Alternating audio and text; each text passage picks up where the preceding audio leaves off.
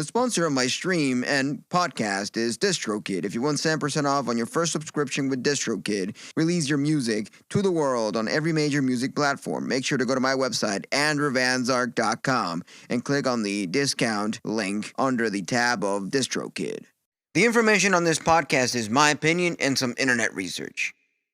You don't know the power of the dark side. Welcome to Star Wars Chatter, hosted by Andrew Vanzark.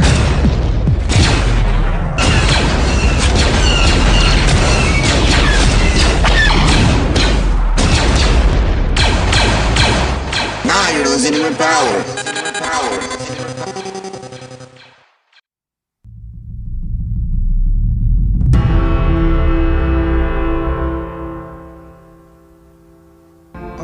Alright, welcome to Star Wars Chatter. I'm Andrew Vanzark, and this here is safe space to discuss Star Wars and the music. So let's get it running, let's get it flowing, let's get it going.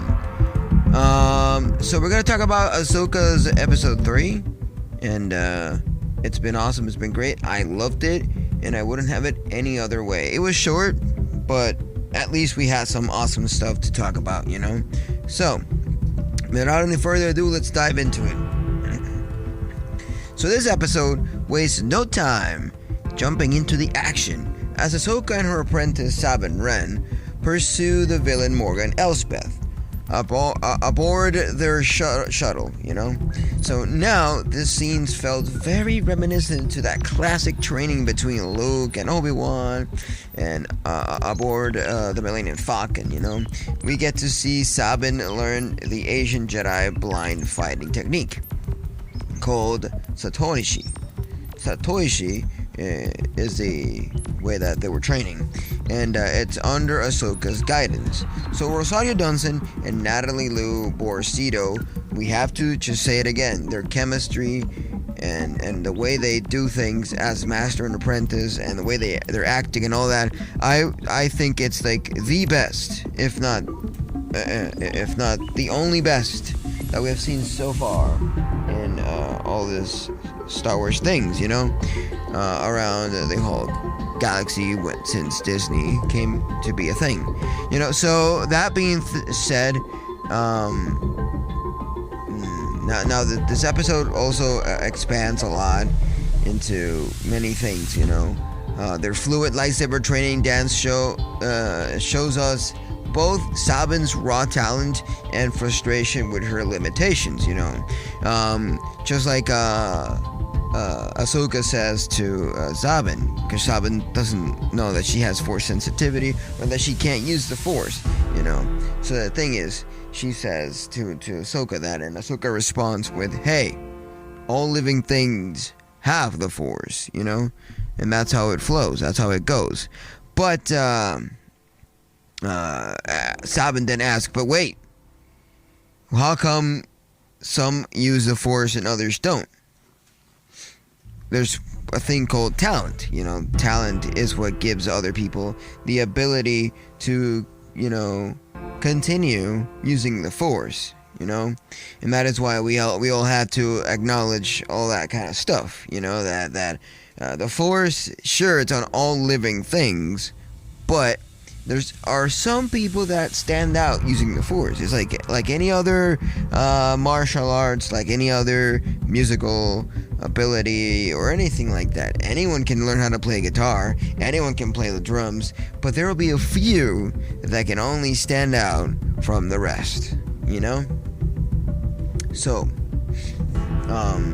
the sassy droid, Hu Yang, which I was laughing the whole time with that, delivers some hilarious honesty about Sabine not being able to be up to Jedi standards, you know, and it's really devastating and frustrating to hear that droid say that to Sabine, you know, Sabine not being 100% force sensitive, you know, or at least for now we don't really know, but that could be a thing that we have to acknowledge, we have to flow with, you know, because as we all know, lately we've seen people go different routes, different ways, and we've been able to understand that not everybody needs to have force sensitivity in order to be great at something within Star Wars. And the thing is that the droid says that, but then Ahsoka responds with, "Hey, that's according to Jedi Order standards. We're not in Jedi Order standards anymore. Not at all. We're not on those standards anymore. We're on different standards now. There's no Jedi Order to be about to. There's only, just learn and do the things you gotta do. There's no other way of seeing things, and I will not get into the details because lots of people will have other opinions and other ways of seeing things. At least I understand that in many ways. So this episode, in many shapes and forms, does extend in many ways. So howdy there, Dream Warrior. If you're listening on AMP or on Spotify or Apple Podcast and you want to listen on AMP eventually, you can all check it out and be able to respond live on the chat and be part of the chat. So those of you listening on Spotify and Apple Podcasts, no, I'm not crazy. I'm not talking to random thoughts in my head or voices in my head. No, I'm actually transmitting and broadcasting through AMP, similar to Twitch, similar to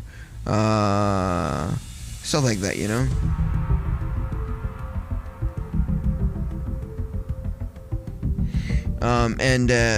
if you want to respond and be part of the chat, go to AMP, the Amazon Radio app. Now Android people are going to be able to use AMP. It was about time, and those were the droids we were looking for sure. Yeah, for sure. Anyways, going back to the Ahsoka episode. So the show expands and explores a lot of mythology around Ahsoka's place in the Jedi Order.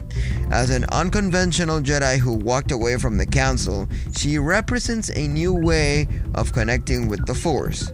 With the old Jedi ways leading to disaster under Luke, Ahsoka has a chance to enact real change in how Force users are trained. We've always trained Force users in this vigorous, really strict way. What if we can strive away from that and do something different? What if what we were thinking about Rey, that she was going to do her own Jedi temple, what if Ahsoka marks a new beginning, marks a new different path that we could take things, So she understands that adherence to strict doctrine was part of the old Order's downfall. Her open-mindedness allows her flexibility in how she trains apprentices like Sabine. This is an exciting new direction for the Jedi, for sure. Maybe she's pointing us to a new way of seeing things and doing things. We also get a quick appearance from General Hera Syndulla, fighting to secure resources from Ahsoka's mission. It was really great seeing Morgan Elsbeth, Winston, bring such strength and conviction to Hera as a leader, And I have to mention here, and hear me out, it warmed my heart for sure to see Hera's adorable son, Jason, getting into some light mischief, and trying to be like, hey, I want to do this and that, and I want to be part of all the things you're doing. One thing that surprised me is that why isn't her son Twi'lek? Why isn't the son similar to her? Don't know. He looked more human than anything else. But that kid is going places for sure. There's a lot to unfold from that kid, and I'm pretty sure when that kid grows up, he'll be up to some awesome stuff. So, yeah. Their family dynamic hints a more complex story to be told about how the rebel heroes are adjusting to peacetime leadership roles. So when the New Republic refuses to help, Dream Warrior, that was her son, and that was the way that they introduced us to her son, and that's what bothered me in a way. Why didn't they do the son Twi'lek? We don't know who the father is. Maybe the father is a humanoid. We won't know. But at this point in time, I don't see the connection, physically speaking, you know. So when the New Republic refuses to help, Ahsoka and Sabine are on their own against Elsbeth's forces, you know. The space battle that follows is thrilling for sure, and I love space battles. Those are one of my favorite things from Star Wars, seeing them on the spaceships and shooting each other. That's my favorite thing.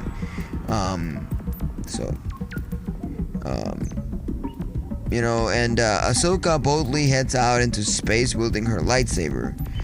And at that point, when I saw Ahsoka on top of the spaceship, I was like, wait, astronaut suits now? Are we gonna add astronaut suits to Star Wars? Where's the fantasy in this? Can't you have made it a fantasy thing that Ahsoka could breathe in space or some shit like that? But no, you have to give us the old reliable, wearing a suit. What are you gonna tell us, Dave Filoni? Are you gonna tell us that, or Dave Filoni? Are you gonna tell us that? Oh, we need to keep things as realistic as possible in a way, and oh no, it's just that she was outside of a planet. Once she gets into a planet, they can breathe. If you want to keep things realistic, wouldn't it be that not everybody can be in any planet? Because us humans cannot go to Mars, cannot go to Jupiter, cannot go to the moon, cannot go to anywhere in space without feeling the need to wear a spacesuit. So why would in Star Wars we would have this, you know, because they can go to different planets. So I would have loved to have seen Ahsoka fighting in space without a spacesuit. I don't know, I felt like I was watching like Apollo 18's documentary, or I was watching like with the Mission to Mars or some shit like that. I was like, no, it's not Mission to Mars. This is not Attack of the Martians. This is Star Wars, not Attack of the Martians. But anyways, it sure brought us that classic brave Padawan right there. Moments like this truly capture the shawbuckling spirit of Star Wars. Yeah. The only thing was the space, you know. So in the end, Ahsoka and Sabine retrieve the artifact they need to locate Grand Admiral Thrawn. But Elsbeth escapes and now knows as Ahsoka's quest, you know. She now knows what Ahsoka's up to. And what she wants us to believe and whatnot. So, their next confrontation is sure to be explosive.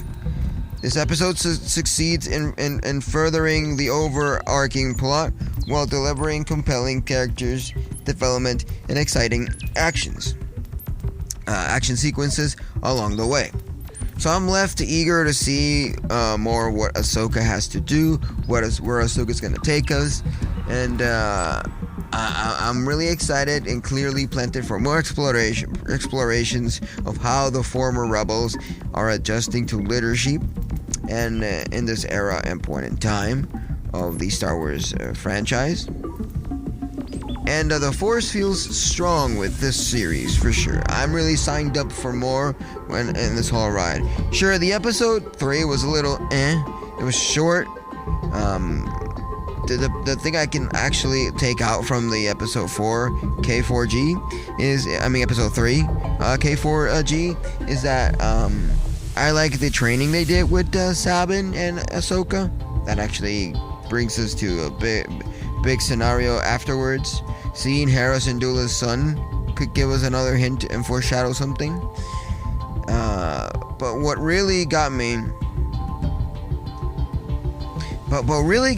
was, why wouldn't Harrison Dula get help from the New Republic, you know? Why wouldn't she go into different heights and different places, you know? And yeah, I also loved it, but I know what bothers me, and I really talked about this before on my show, is that one problem that Disney Plus is having is that since they're using different directors for every single episode instead of keeping the same director throughout the whole series, and just change the director from series to series, not season to season or episode to episode,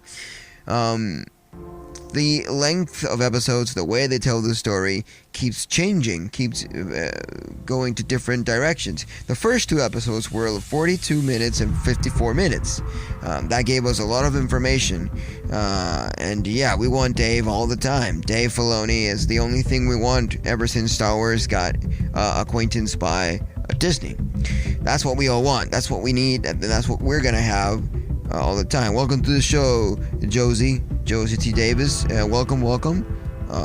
You can chat as freely as you want. This is your safe space to discuss Star Wars and music. So don't be afraid. I'm Andrew Van Zark. I release music on every major music platform, and I do a Star Wars show Monday, Wednesday, and Fridays. Wednesdays I dedicate them to the new episodes that come out on Disney Plus, and Mondays and Fridays are more improvised. Sometimes I would have music, sometimes I would just talk and whatnot. So yeah, like I was saying, that's a problem that I've been seeing on Disney Plus. The excessive change of length in each episode. They can't keep a consistency. You know, if you go to the Japanese world and you see J dramas, C dramas, you go to China too, you go to Korea, the K dramas, you go to the Japan again, and you see the animes. Every single episode has more or less the exact same amount of time.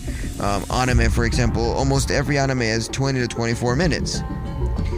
Usually 24 minutes, because that was the runtime they used to have on TV back when we used to rely only on the TV, on traditional TV and cable TV, and we've actually stuck with that amount of minutes on each episode. And if you see every single anime, it has the exact same amount, episode through episode through episode by episode by episode by episode. But in Star Wars, for some reason, they gave us a half an hour episode or a 50-minute episode or a 40-minute episode, and you're like, huh?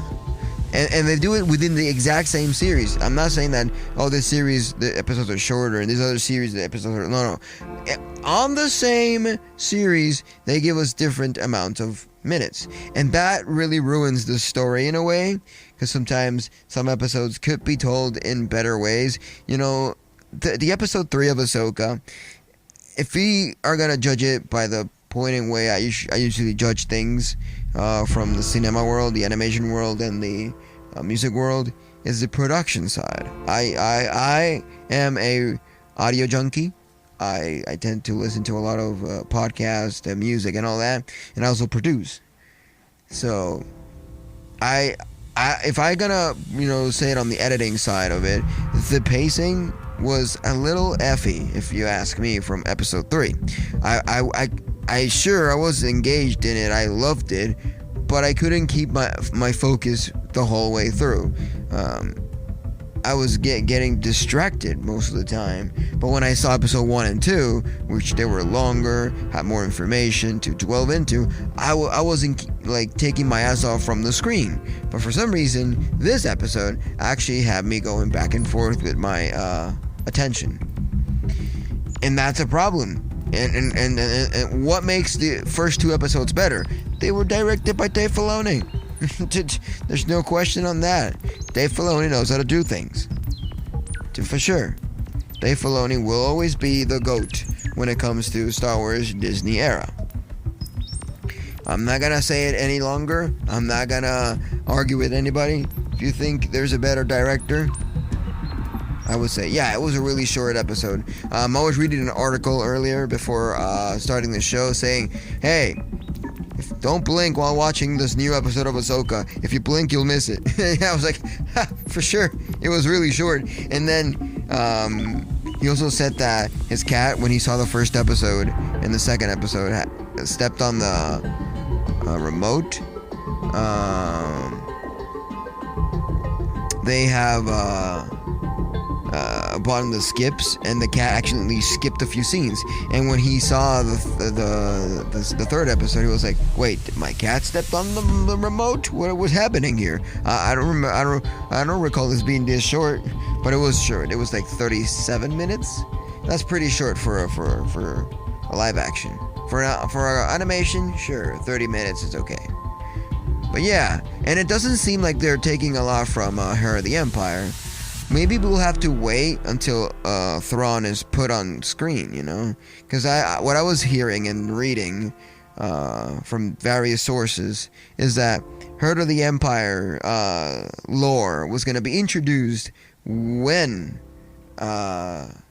Thrawn gets shown in screen, when Ezra Brinker gets shown. Because as of now, what I feel is just a continuation of what Rebels is. And there's all those memes of you know the meme of Leonardo DiCaprio pointing at the screen, like, right there. So there's this meme of us Star Wars fans that have seen Rebels will point out everything that connects to Rebels.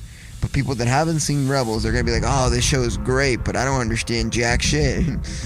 So I feel like literal connection to like Star Wars Rebels, and I wouldn't disagree on that, and that's not a bad thing, but for casual watchers that could be a problem. But there's many other ways that we can look at this, So as of now, I'm gonna read you guys a article that I have right here opened. It's titled Ahsoka Episode 3, bizarrely brief but promising, and I do agree with this. It's really promising. So this was written by Aliza Mercanti, and it was published on Kotaku. If you follow Kotaku.com and you read their articles and their newsletters, you'll be able to dive into this pretty easy. So, like I was saying, he says, or she says, blink and you'll miss the third episode of Star Wars Ahsoka, which sped by so fast as I watched it, and I worried my cat has sat on the remote and skipped forward several scenes again. But the episode titled Time to Fly, really just over half an hour long, a stark contrast to the two previous episodes, which were 54 and 42 minutes respectively. It's unfortunate and unnecessary truncation of this episode that makes it mediocre editing stand out like a droid you're looking for. There are scenes and moments in Ahsoka that should have had me on the edge of my seat, whooping with glee, with like the Mandalorian Season 3 dogfight with Bo-Katan, Kryze, and Din Djarin, and TIE bombers.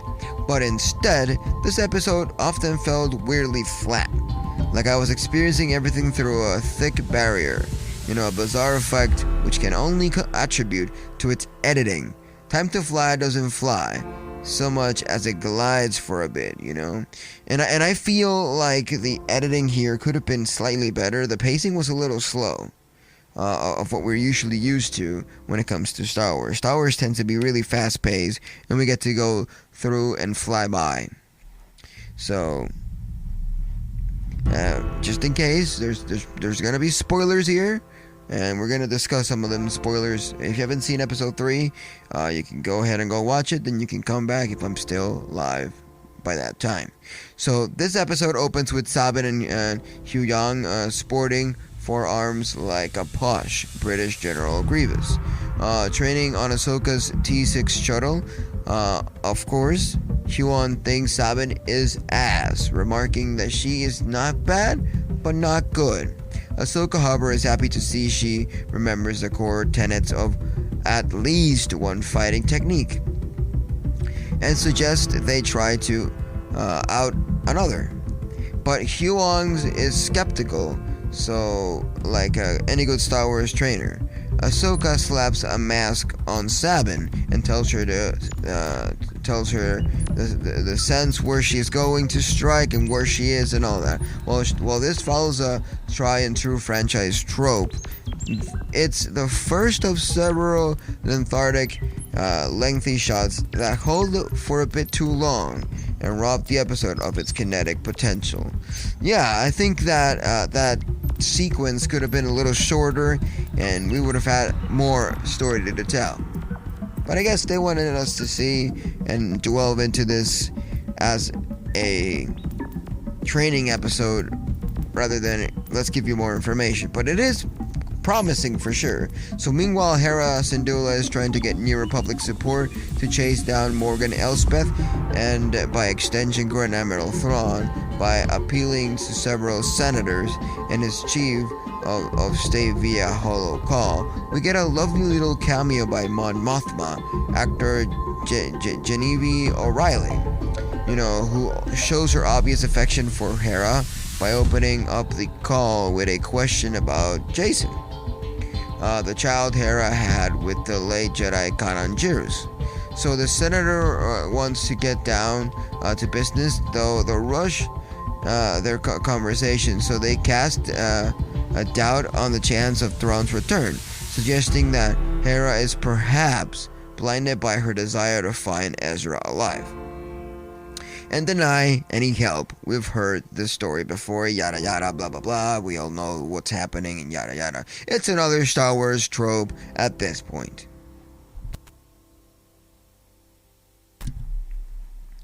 So, sadly, though there's a brief nod to the family Hera lost because of Thrawn and wishful look that dances across her face, those who aren't actively plugged into the animated series from whence the characters came who won't get the references at all, as they never mention her lover by name.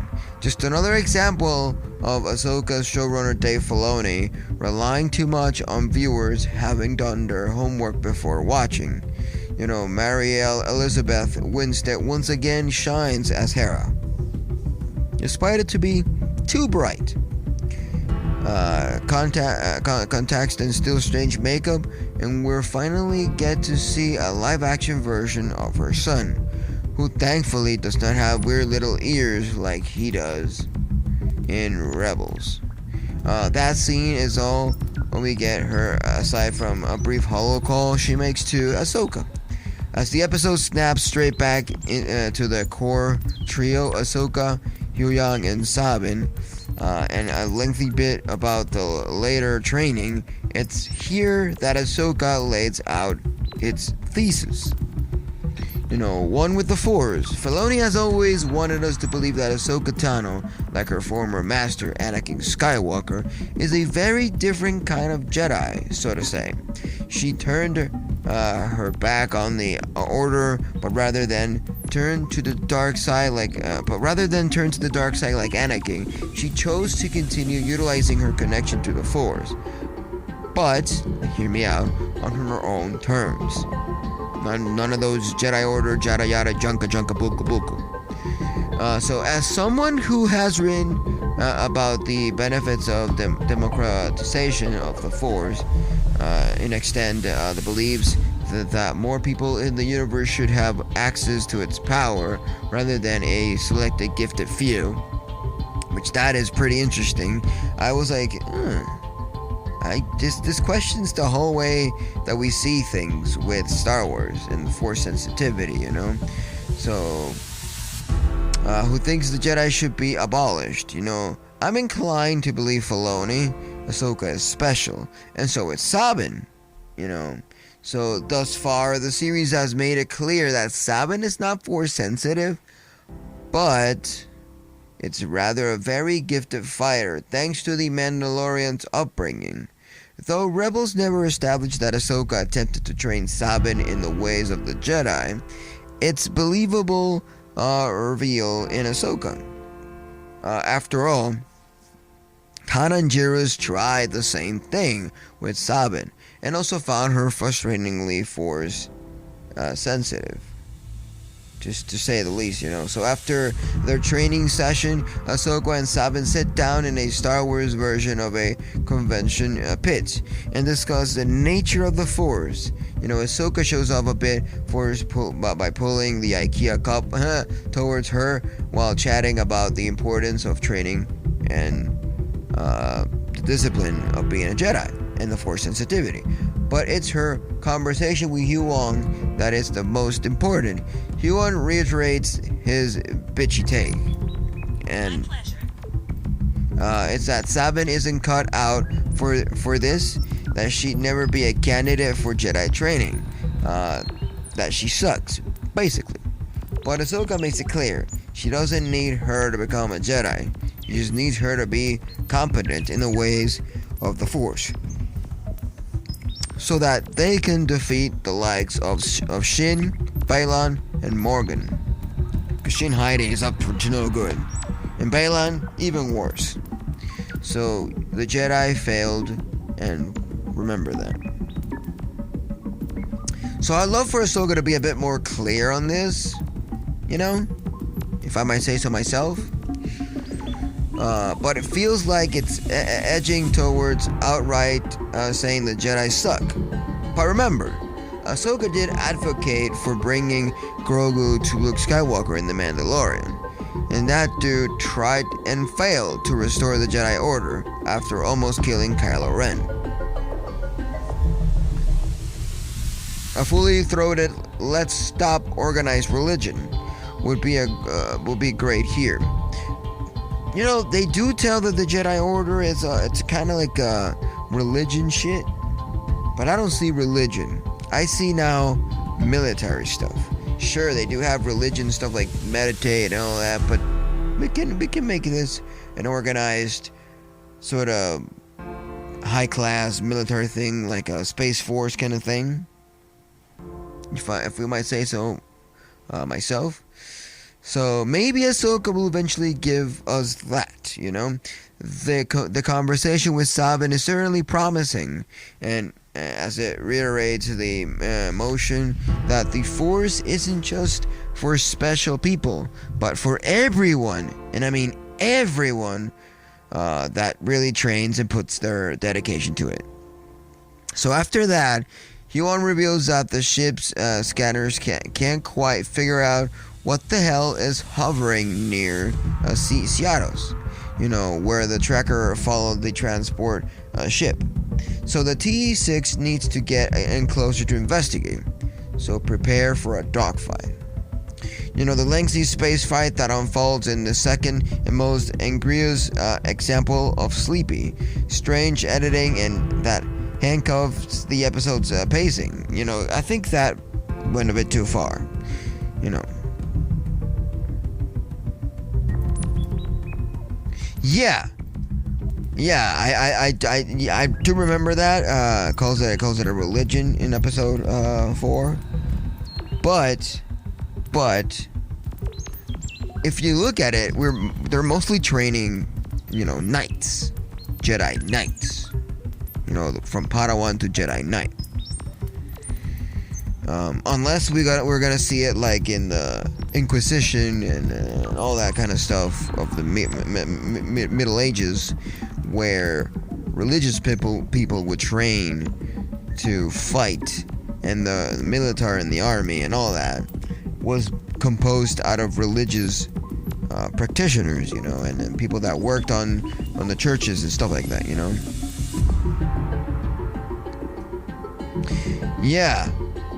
Yeah, exactly. Dream Warrior, exactly. You know, basically talking shit about how Vader couldn't get the Death Star's plans, you know. Yeah. Makes a lot of sense. So I do understand the point of view of religion. I've always saw it as a religion, but now I was thinking, hey, don't they just train Jedi Knights? Sure, they got all this doctrines and all this rules and set of information, and the sacred Jedi texts, but now I see an army, because Jedi Knights. I don't know. It's just me stretching it out a bit more. I might be talking out of my ass at this point. So all the elements are there for this to be an absolute banger of a scene, something that Star Wars fans should be talking about for years to come. 2 squadrons of 3 ships, you know, led by the Feral Shin Heidi, and are in pursuit of the T6 and Morgan Elsbeth's massive Halo ring. Relay, yeah. Because those things, even from the point that when I was playing the last Lego Star Wars game, the Skywalker Saga, I did think that they look completely look like Halo rings, you know, from the video game Halo. So yeah, Dream Warrior says here that sacred text, faith in something you can't see, devoted lifestyle. I see the similarities. Yeah, I've always seen the similarity. I've always thought that Buddhists are like Jedis, you know? Or Jedis are like Buddhists, or however you want to put it, you know? And Zen. Yeah, I also see Zen in this. Because remember, George Lucas, when he did Star Wars, he was basing himself a lot on all those samurai films and all those old Japanese folklore and mythological tales and all that. So, yeah, I do see what you mean, and I've always seen it as a religion, the Jedi Order. I have the books. I've read the sacred Jedi texts, because they made some fan-made books by Disney. You know, Disney made some books for the fans that were like supposedly the Jedi text and all that, and I've read it, you know. Oh really? He was playing the Lego Star Wars today? Awesome. I love the Lego Star Wars. I think from all the Legos games out there, I think the Star Wars ones are the best, second being Indiana Jones. Those are the two good ones. The rest, I haven't delved that much into it, but they don't catch my attention. Jurassic Park, and Lego Builders and all that, they don't really catch my attention. But Lego games are by far one of the best adventure games you can play as a kid, as a teenager, heck, even as an adult. There was a meme running around when the Skywalker saga came out that they were like, "Oh, you're buying this as a 30-year-old. Oh, you're buying this game. Your son's gonna love that." And then like the dude looks at the GameStop employee like, or the Best Buy employee like, "What are you talking about? This is for me. I'm the kid. I'm the child here." And I'm like, I don't blame you.